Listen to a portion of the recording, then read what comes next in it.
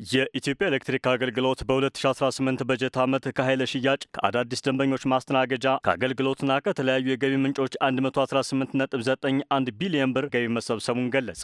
አገልግሎቱ የሰበሰበው ገቢም ከ2017 በጀት ዓመት ተመሳሳይ ወቅት ጋር ሲነጻጸር ከፍተኛ ብልጫ እንዳለው የአገልግሎቱ ዋና ስራ አስፈጻሚ ኢንጂነር ጌቱ ገርመው ተናግረዋል። አዳዲስ ደንበኞችን በማስተናገድ 39.23 ቢሊዮን ብር፣ የማያገለግሉ ንብረቶችን በመሸጥ 472.8 ሚሊዮን ብር፣ ከልዩ ልዩ አገልግሎቶች 2.68 ቢሊዮን ብር እንዲሁም ከኤሌክትሪክ ተሽከርካሪዎች ቻርጂንግ ማደያዎች 14.25 ሚሊዮን ብር ገቢ መገኘቱን ኢንጂነር ጌቱ አብራርተዋል። ዋና ስራ አስፈጻሚው አክለውም በራስ አቅም መጠነ ሰፊ ተግባራት እየተከናወኑ እንደሚገኙ ገልጸዋል። መሰረተ ልማቶችን በማስፋፋት የገጠሩን ማህበረሰብ ተደራሽ ለማድረግ እየተሰሩ ያሉ ስራዎች እንዳሉ ጠቅሰዋል። በ2030 75% ያህሉን በኦን ግሪድ እና በኦፍ ግሪድ ለማድረስ ነው የታቀደው።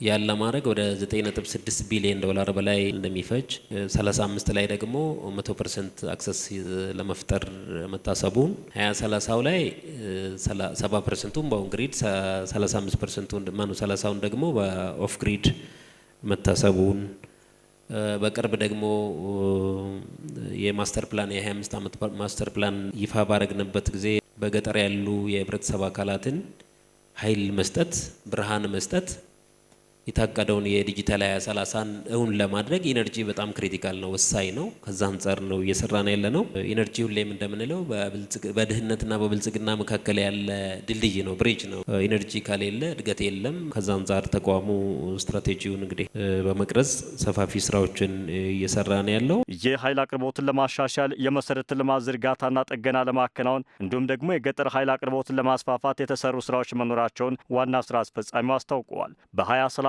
በአገር አቀፍ ደረጃ የኃይል አቅርቦትን 75 በመቶ ለማዳረስ መታቀዱን አብራርተዋል። የኢትዮጵያ ኤሌክትሪክ አገልግሎት መንግስት ያስቀመጠውን የዲጂታል 2030 ግብ ለማሳካት ተቋማዊ ግዴታውን እየተወጣን ይገኛል ብለዋል። በራሳችን በውስጥ ባመነጨናቸው ፋይናንሶች ሰፋፊ ስራዎችን እየሰራን ነው። በአመቱ ከሰበሰብነው ከ119 ቢሊዮን በላይ 133 ቢሊዮን የራሳችን የነበረውን ገንዘብ ጭምር ኢንጀክት አድርገን ኢንፍራስትራክቸሩ ላይ ኢንቨስት እያደረገ እንደሆነና በወርልድ ባንክ በሌሎች አበዳሪ አካላት በዋናነት የገጠር ማስፋፋትና ያለውን ኢንፍራስትራክቸር በማዘመን ላይ በሰፊው ስራ እየሰራን እንዳለን ለማንሳት ነው። ያነሰ ኢነርጂ የሚጠቀመው አካባቢ ያለ የህብረተሰብ አካላችን 50% ያህሉን ይሄ ተቋም በራሱ ሰብሲዳይዝ አድርጎ ሰርቪስ እየሰጠ ነው ያለው።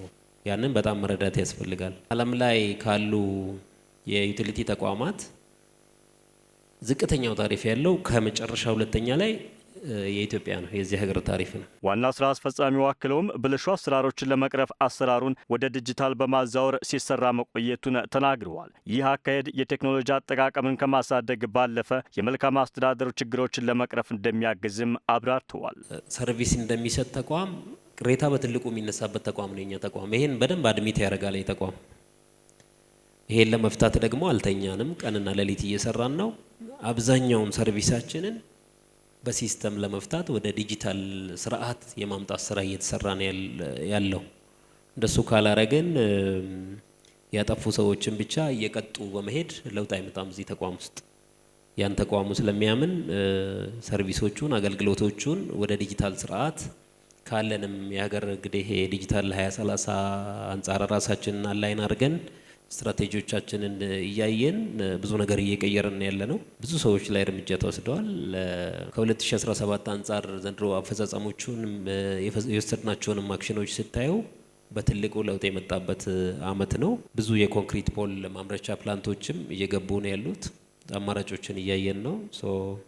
2019 ላይ ሰፊ ስራዎችን እንሰራለን የሚል እምነት ነው ያለኝ። የዲጂታል ኢትዮጵያ አማራጭ የሚጠቀሙ ደንበኞች ቁጥር ከጊዜ ወደ ጊዜ እያደገ መጥቶ በአሁኑ ወቅት 95.3 በመቶ መድረሱን ተናግረዋል። በተጨማሪም የኤሌክትሪክ ተሽከርካሪ ቻርጅ ማድረጊያ ጣቢያዎችን ገንብቶ ወደ ስራ በማስገባትና ስራ በማስጀመር 14.25 ሚሊዮን ብር ገቢ ተገኝቷል ብለዋል። በመሆኑም የተቋሙ አጠቃላይ አፈጻጸም ሲታይ ከባለፈው 2017 በጀት ዓመት አንጻር በ2018 ከፍተኛ ለውጥ የተመዘገበበት መሆኑን አመላክተዋል።